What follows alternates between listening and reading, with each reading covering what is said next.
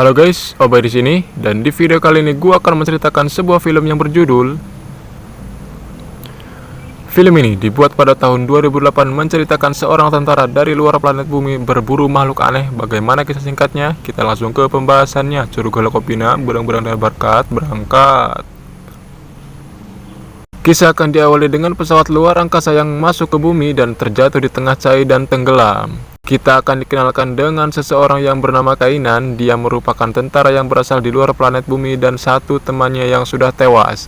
Kini dia sendirian di bumi dan entah tahun berapakah ini. Dengan alat canggih yang dia bawa, dia mempelajari bahasa yang manusia pakai saat itu, juga pengetahuan semua keadaan yang ada di bumi.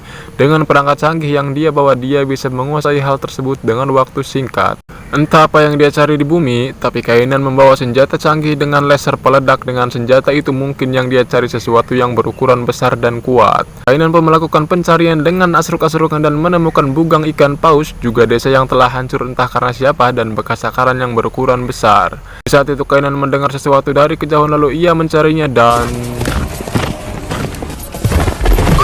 Kainan telah dipukul dan dibawa ke kerajaan, dan yang memukul Kainan tadi bernama Wulfric. Dia adalah putra dari raja sebelumnya, dan raja sekarang Raja Hrothgar. Ini dia orangnya, yang dimana Raja Hrothgar adalah sahabat dari raja yang dulu. Dan mari saya kenalkan pada wanita gelis yang bernama Freya. Dia adalah putri dari Raja Hrothgar yang punya jiwa kemanusiaan yang sangat tinggi. Hal itu dibuktikan dengan mengobati Kainan dan memberinya minum. Singkat cerita, Kainan berhasil lolos dari tahanan. Di saat dia mau keluar, tiba-tiba terdengar teriakan dari penjaga yang diserang sesuatu, dan sesuatu tersebut ternyata makhluk yang berukuran besar dan mengeluarkan cahaya merah. Dan bisa kita simpulkan, ternyata Kainan datang ke planet bumi tujuannya untuk memburu makhluk tersebut. Di saat dia ingin membunuhnya, tiba-tiba Kainan tertangkap dan diikat kembali. Keesokan paginya, Kainan dibawa ke Raja Hrothgar dan ditanya makhluk apa yang telah membunuh penjaganya. Di saat itu Kainan menceritakan bahwa itu makhluk superior yang tidak hanya memangsa manusia tapi semua makhluk hidup. Dia mengaku tidak sengaja membawa makhluk tersebut sehingga dia akan bertanggung jawab atas kejadian ini. Dengan tangan diikat, Kainan dibawa dan Raja Hrothgar juga ikut. Tujuannya untuk mencari makhluk itu di tengah leweng. Saat Kainan sedang mencari jejak, tiba-tiba terdengar teriakan. Kainan cepat mengambil pedang dan bertarung untuk menyelamatkan Raja Hrothgar. Setelah makhluk itu berhasil dibunuh, Kainan nampak kecewa karena yang ia bunuh hanya beruang liar biasa. Dengan itu ikatan Kainan dilepas dan diterima di bagian kehidupan mereka. Setelah itu, kerajaan tetangga menyerang yang dipimpin oleh Raja Gunnar. Ini dia tengkoraknya. Gunnar mengira kerajaannya yang hancur atas ulah dari Raja Hrothgar, padahal itu ulah si Morwen. Dengan kekurangan pasukan, Gunnar berhasil dipukul mundur oleh mereka. Di perjalanan menuju pulang pasukan Gunnar kebelet tipis, tiba-tiba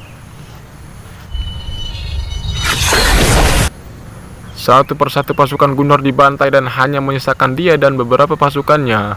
Akhirnya Gunnar dan pasukannya lari ngabecir ke tempat Raja Hrothgar. Dia meminta dibukakan pintu gerbangnya karena Kainan sadar bahwa makhluk itu mengejar mereka dan ia membuka pintunya. Karena makhluk ini akan mengancam mereka semua, Gunnar dan Raja Hrothgar akhirnya bekerja sama. Kainan yang lebih tahu makhluk itu akhirnya membuat lubang jebakan yang diisi dengan minyak. Mereka juga membuat pijakan untuk memancing makhluk tersebut.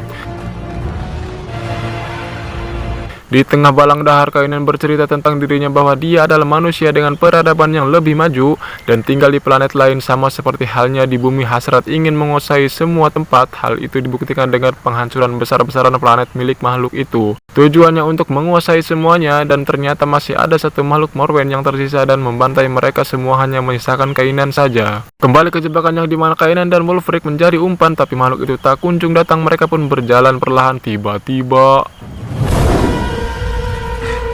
di saat itu juga mereka berlari ke jebakan ketika Morwen ingin memangsa mereka. Pasukan panah melepaskan anak panahnya sehingga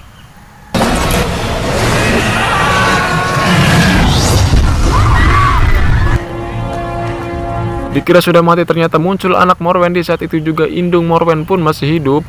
Gunnar yang hewa langsung menyerangnya menggunakan kapak, tapi sayang Gunnar harus terpenggal terkena sabetan buntut Morwen. Raja Hrothgar pun tewas dalam insiden ini. Sekarang Wulfric lah raja baru. Singkat cerita, Kainan ditemani Freya dan Wulfric pergi ke danau mengambil serpihan di pesawatnya untuk dijadikan senjata di dalam danau. Kainan terkejut karena melihat Morwen setelah naik ke atas. Ternyata perahu mereka telah hancur dan Freya menghilang. Sepertinya Freya telah dibawa Morwen untuk diberikan kepada anak-anaknya. Singkat cerita, mereka berhasil masuk ke markas Morwen yang dimana Freya berada di tumpukan mayat dan Freya akan menjadi santapan Morwen, tetapi berhasil selamat tak kalah salah satu prajurit mengeluarkan suara berisik akhirnya.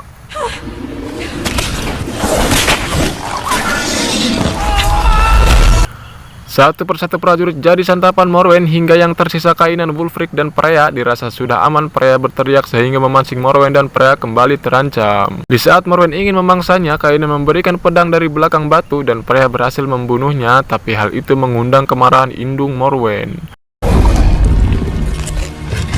Mereka bertiga secepatnya keluar, tapi jalan yang mereka lalui ternyata buntu. Mereka harus memanjat tebing, tetapi Kainan sadar bahwa Morwen telah menghabisi semua orang terdekatnya. Jiwa brutal Kainan bangkit dan menyerang balik Morwen.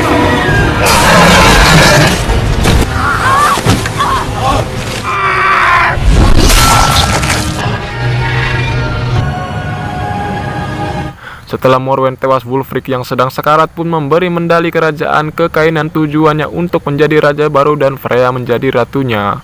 Dan film pun selesai. Terima kasih sudah menonton video dari gua. Dukung gua biar lebih semangat. Surug Dai Kopina, salam ti budak Sunda.